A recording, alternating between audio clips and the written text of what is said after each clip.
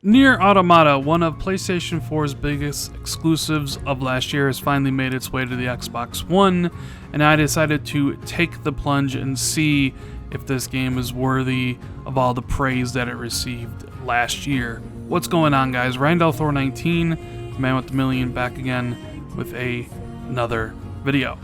Now, Nier Automata is only available digitally on the Xbox One as Nier Automata Become as Gods Edition, and it retails for $50. Now, the reason I'm checking this game out was because I am a big fan of Platinum Games. I really love Metal Gear Rising: Revengeance, and I consider Bayonetta a hack and slash masterpiece.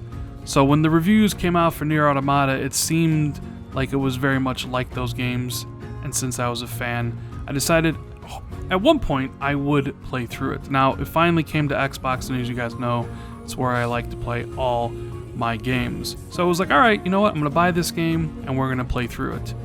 But I did receive a bunch of words of wisdom before playing it. Mainly, to get the full experience out of Nier Automata, you have to play through it 3 times to see all the different endings. And each playthrough is a little bit different than the previous one, and I was thinking, how's that really possible? Do I really have to play through it 3 times? And I'm going to tell you guys the same thing. To get everything out of Nier Automata, to get the full experience, to see everything that the game has to offer, you do have to play through it a minimum of 3 times. And honestly, if you're only looking to play through it once, you probably might as well not even bother playing the game. I know that's kind of harsh, but keep that in mind as we go through the rest of the review and the things that I really like, some of the nitpicks I do have about the title. Now, just like Metal Gear and Bayonetta, it is a hack and slash title. You got, your light attack on X and your heavy attack on Y, and who are you killing and what are you killing?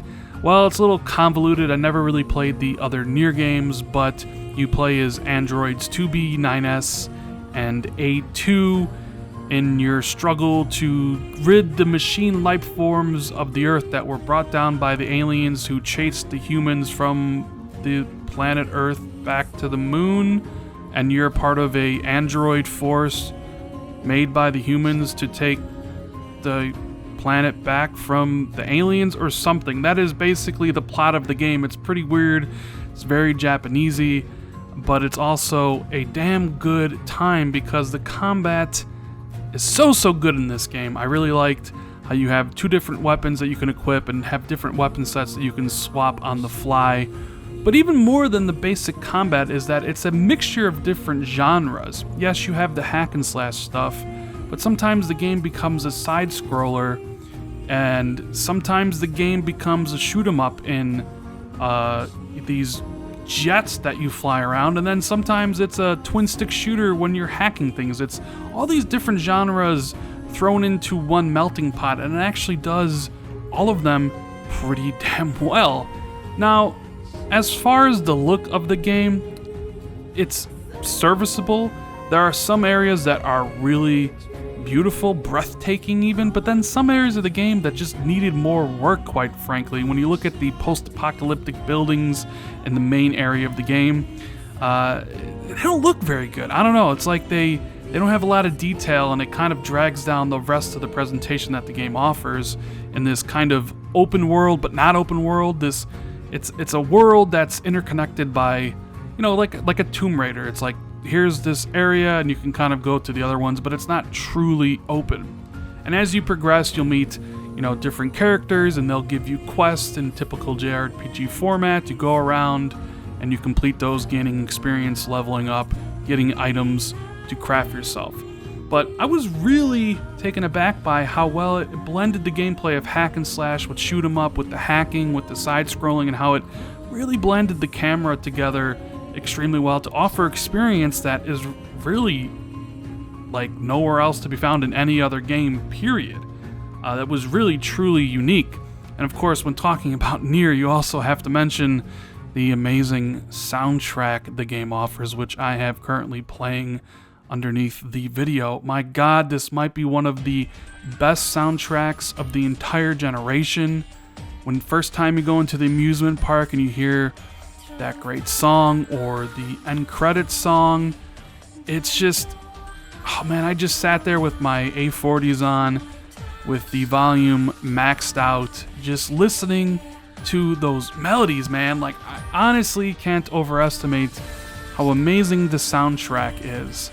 Now, are you gonna like this game? So that's the thing. I figured it was up my alley because I liked some of their previous games, and I find the combat enjoyable, although the game can be a little bit repetitive since you're doing the same thing over and over again. For 25 hours if you play through it 3 times. Some people will get bored of that, and yeah, the machine life forms don't really have a lot of variety to them, so some people might be like, hey, I'm not really doing much, and the story for a lot of people is not going to resonate. It's kind of out there, some of it really doesn't make sense, but if you stick with what they're going, if you try to do all the side quests, which you don't really have to do, I think you can get a lot out of the title. And a lot of my nitpicks are really just that. The game doesn't look nice in certain spots, the lack of enemy variety, the repetition in combat that kind of presents itself once you kind of get going into your third playthrough. But just the amazing blending of all these different gameplay styles, along with that incredible music and pretty interesting and in-depth philosophical take on androids and souls and all these different things. And I don't want to ruin the story for anybody, but it's such a really refreshing take on a old story, so to speak. I don't really want to spoil anything for anybody, but I enjoyed the third playthrough as much as I enjoyed the first, and that's one of the things that I have to give credit to the developers, is they crafted a story that needs to be replayed a bunch of times to truly get the most out of it. When you play through the game as 2B in the beginning, and you come to the end, you'll be like, is that really it? And then you'll start up a second playthrough, and you'll play as 9S, who accompanies 2B in the first playthrough. So in the second playthrough, you play as him, and sometimes you're not together, so the combat's a little bit different. He's more of a hacking person. He has more different types of gameplay elements going on, so you truly feel, even though you're playing through the game again just from a different side, that wow, they really thought about a lot of things here. And then you beat the second playthrough, and on your third one, it's a continuation of the first. It's like a sequel within the game. It's like, oh my god, I'm playing through what happened at the end of the first, with brand new characters and brand new things going on. And it's like, I don't think any other game that I've ever played has done something like that and done it so well. Nier Automata, I wouldn't call it a masterpiece, as I think Bayonetta is better than it, but it is a damn good hack and slash title that really caught my attention for the 25 hours that I played it. I thought initially going into it that I wouldn't really be hooked and that I would stop playing after one playthrough, but man, I kept on wanting to play. I wanted to see what 9S's story was like, and then I wanted to know what happened afterwards and what's really going on with Yorha, and is what's going on with the mankind and aliens and Adam and Eve and all the crazy, ridiculous boss fights in this game. Guys, this has some really epic boss fights, some really cool, flying missions and stuff. Like, it's so diverse and a lot of the things that it offers, that it's a really unique experience that I am grateful that I got a chance to play. And, I guess we're going to come to what I would rate it. And I would give it a straight up 9. There are some nitpicky stuff that prevents it from getting a little bit higher, which I had laid out in this review. But it was such a... I'm kind of running out of words here to describe how I was feeling, but it was a really enjoyable experience from start to finish. The interesting take that Platinum Games went with, blending all these different types of genres together with some pretty damn good combat, the smooth 60 frames, the amazing soundtrack, some pretty interesting and out there characters strung together with a pretty interesting story that kind of kept me wondering what was going to happen next. Yeah, it got me, man. I really, really like the title. As far as recommendations, if you like some of Platinum's other games, then I highly recommend you pick this up. I don't think you'll be disappointed. But for everybody else, if you're on the fence, I would say wait for a sale.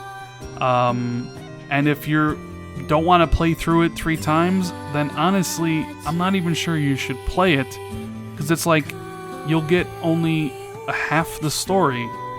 And it's the other half, or the other 3/4 or whatever, that really makes the experience truly unique and stand out from a lot of the other games in the genre. Anyways, guys, that is what I think about Nier Automata Becomes as God. Let me know what you think about the review and your take on Nier Automata in the comments below. If you enjoyed the review, make sure you give it a thumbs up, share it out on social media, all that good stuff. Subscribe, hit the notification bell, you know the drill. I appreciate everybody watching. Hope everybody has a great 4th of July. And I'll see everybody in the next video. Later, guys.